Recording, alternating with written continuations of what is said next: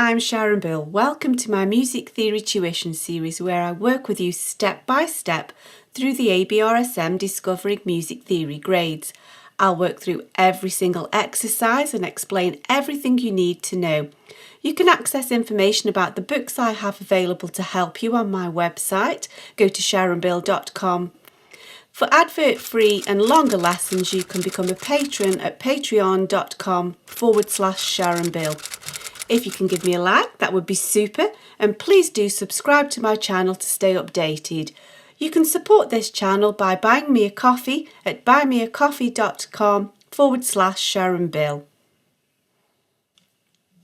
Let's move on now to page 47 of the Grade 3 Discovering Music Theory workbook.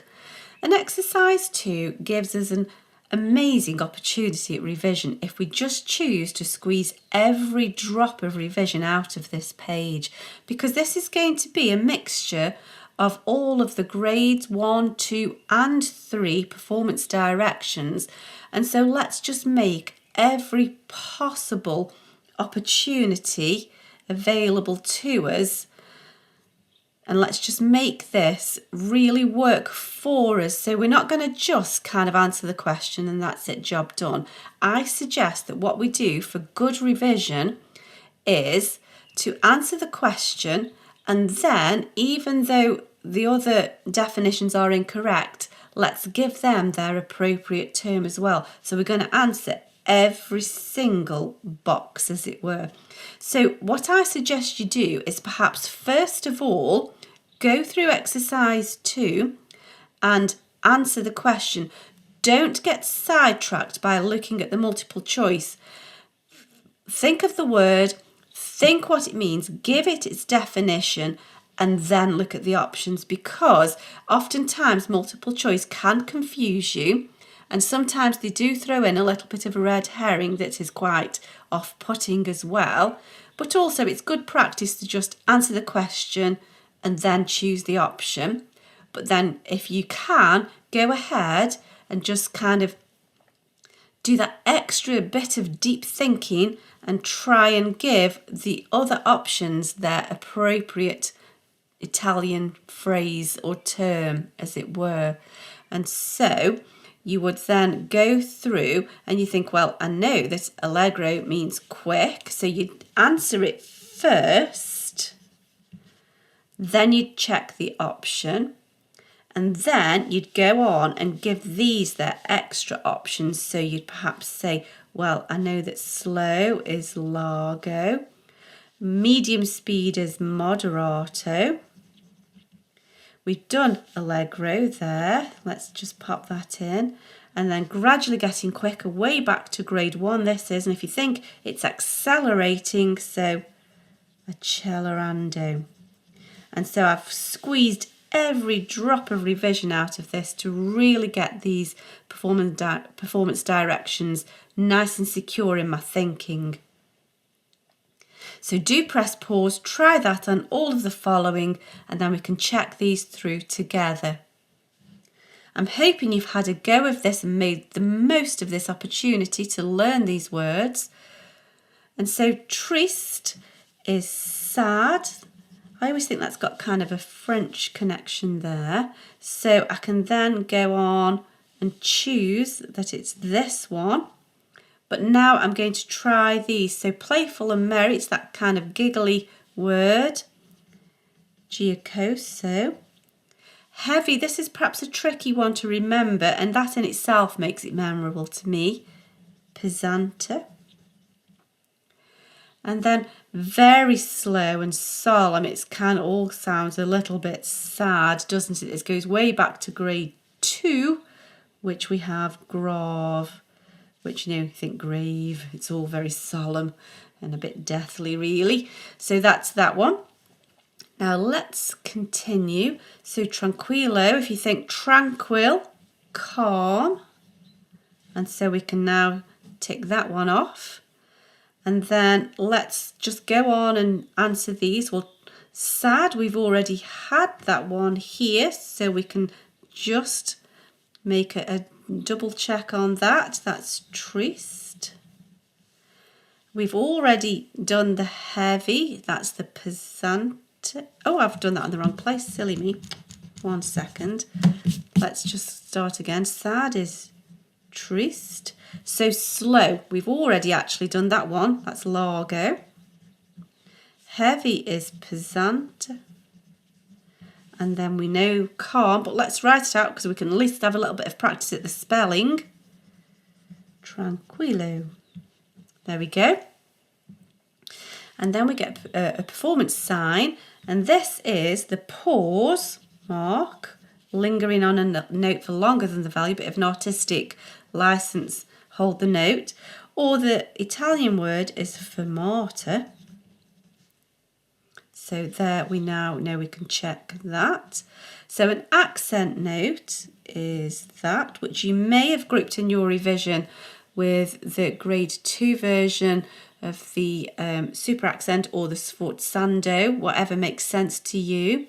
Staccato is detached, which is the dot above or below the note head.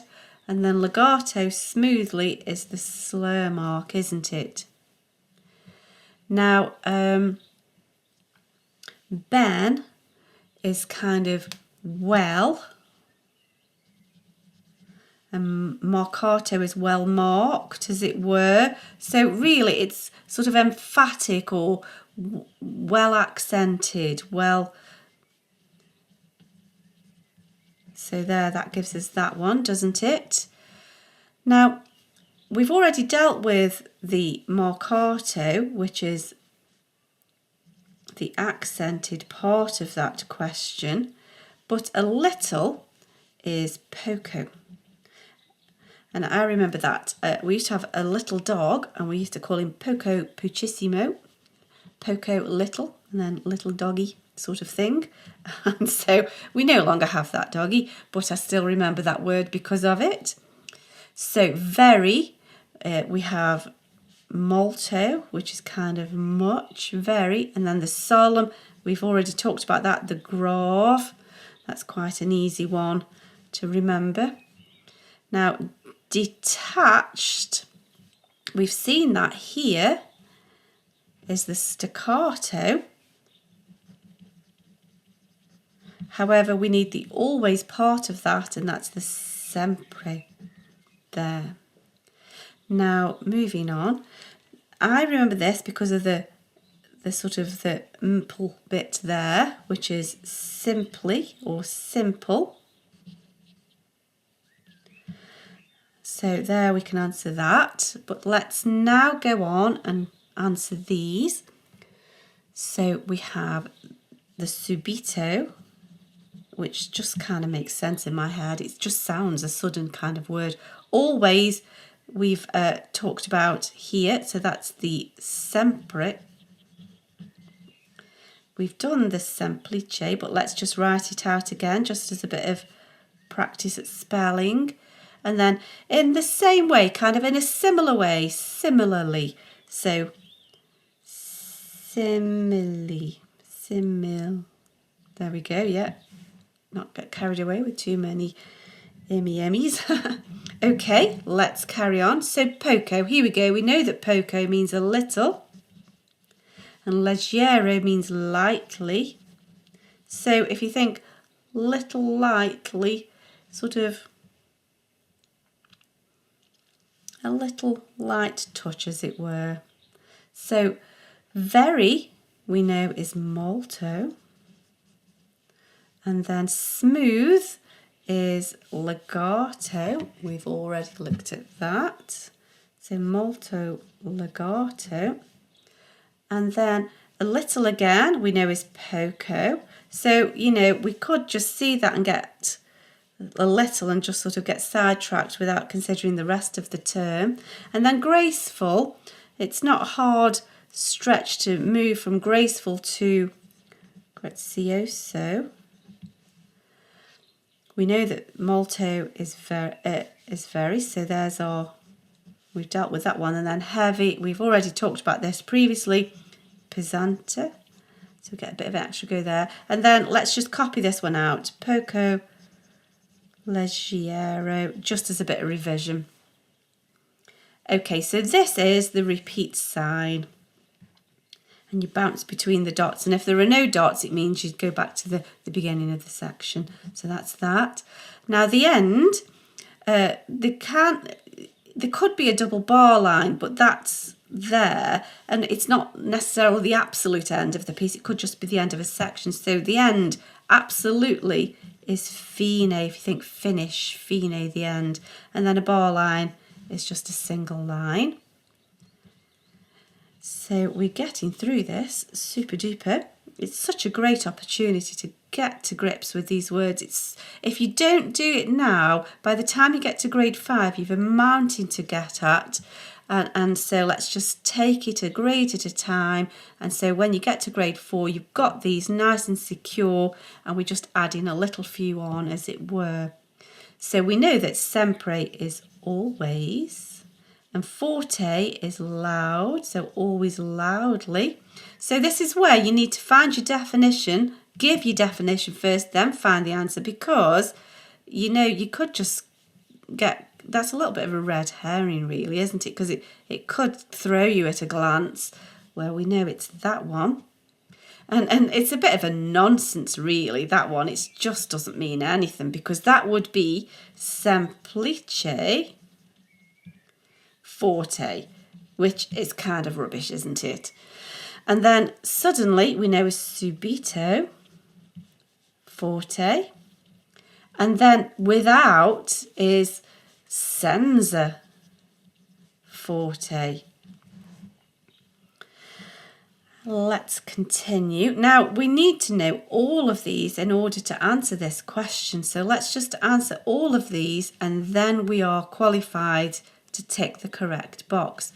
So andante is a sort of medium, sort of walking pace. Allegro is fast. This is the funny one. It's either faster than or slower than andante. It's kind of andante-ish. And then grave, this is the slow and solemn. And so that one is by far the slowest. So we've got to go through the same process again to find out which is the fastest. So we know that andantino, andante-ish, is slower or faster than andante. Prestissimo, the issimo is sort of extra. Presto is fast, so it's very fast. Presto is just plain old fast, and allegro is just kind of quick. And so we can see that prestissimo, the issimo, means that's the fastest. So last one. So risoluto, remember resolutely, which is kind of bold, strong. So that's that one. Now let's think about these. Ritenuto. I got all confused there, not multitasking. Ritenuto, there we go.